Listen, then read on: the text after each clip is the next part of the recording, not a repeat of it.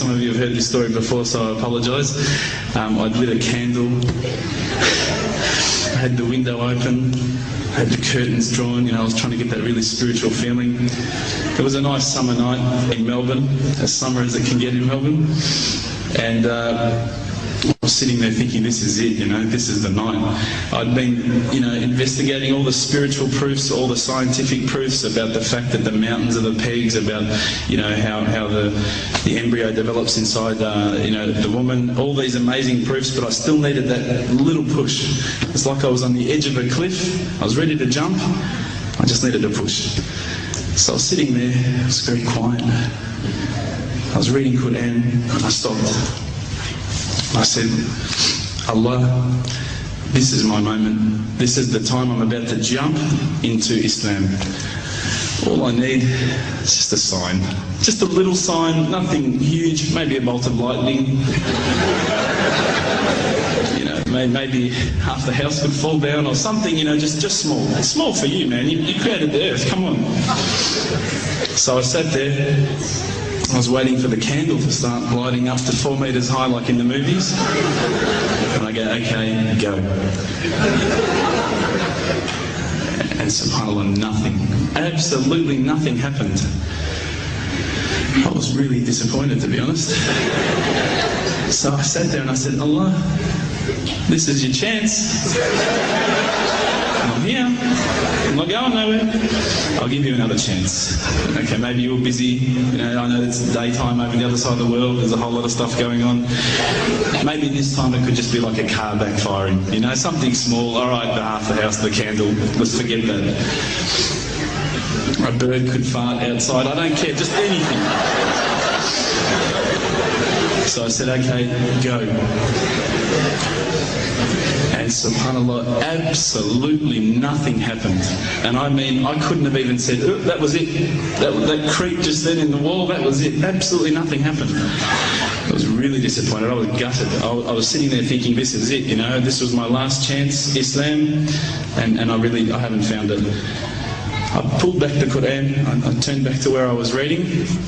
SubhanAllah, the very next verse on the next page, for those of you who ask for signs, have we not shown you enough already? Look around you, look at the stars, look at the sun, look at water. These are the signs for the people of knowledge. SubhanAllah.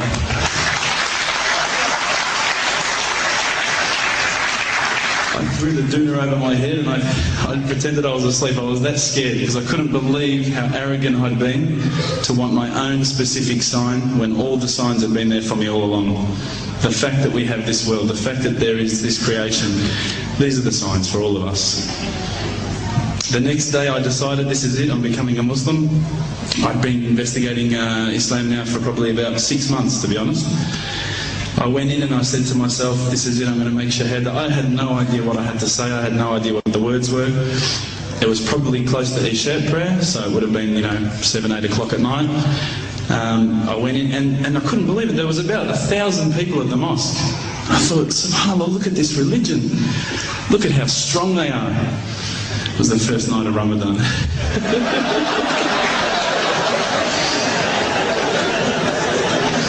Ramadan Muslims.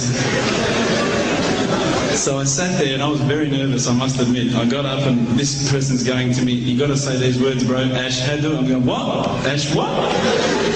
Can't I just say it in English? No, they say no, you got to say it in Arabic. And I thought, looked out over the sea of beards that I could see in front of me and I thought, if I get these words wrong, I'm a dead man. Again, I had this fear, And they were staring at me, and I don't know if you know this, but Australians can't stare. Lebanese people can stare.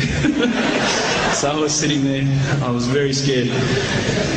I got up, and subhanAllah, as soon as I started to say the words, all fear went out of my mind. It felt as though a shower was inside my head and someone had just turned on the cold tap. It felt like I'd been flushed clean. I said the words, and I wasn't expecting so many brothers to come up and yell, Takbir, Allahu Akbar, and start kissing me and hugging me. Now, I'd never been kissed by that many men in my life. But it was a beautiful day, I must admit. And that day was the day that I had more brothers than I could ever imagine, more sisters as well. But I guess since that day I've never looked back. My family, I think, initially were very worried that I was going to be, I guess, a little bit weird towards them. That they thought that I was going to break out the AK-47s and the grenades. But they realised, I think, soon that this religion was actually making me a better person.